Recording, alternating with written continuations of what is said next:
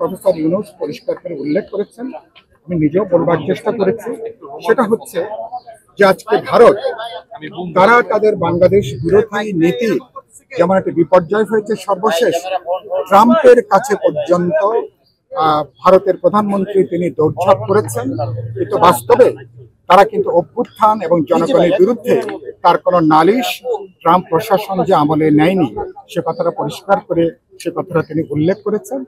আর গুরুত্বপূর্ণ যেটা ইতিমধ্যে আপনারা সবাই জানেন, জাতিসংঘের মানবাধিকার যে কমিশন তারা আমাদের এই ফ্যাসিস্ট রেজিমে মুক্তিযুদ্ধের পরে সবচেয়ে বড় যে গণহত্যা, সেই গণহত্যার ব্যাপারে তারা যে স্বীকৃতি তারা দিয়েছেন তাদের রিপোর্টে, এর পরে বাংলাদেশে যে গণহত্যা যে সংগঠিত হয়েছে এর স্বীকৃতি, এর যে গ্রাভিটি, এটা নিয়ে প্রশ্ন তুলবার কোনো অবকাশ দেশে অথবা বিদেশে কারো নাই।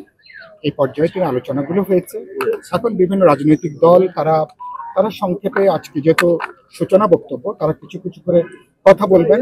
হয়তো আসরের বিরতি পর্যন্ত একটা সেশন চলবে, আসরের বিরতির পরে এটা হয়তো সম্পন্ন হবে। ঐক্যমত্য কমিশনের প্রধান প্রফেসর ইউনূস তার সমাপ্তি বক্তব্যের মধ্য দিয়ে আজকের এই প্রারম্ভিক আলোচনাটা এটা আজকে সম্পন্ন হবে। দলের পক্ষ থেকে আপনারা কি কথা বলেছেন এই বিষয়টা? আমি কোনো প্রস্তাবনা ছিল কিনা আমরা তিন চারটা কথা পরিষ্কার করে বলেছি।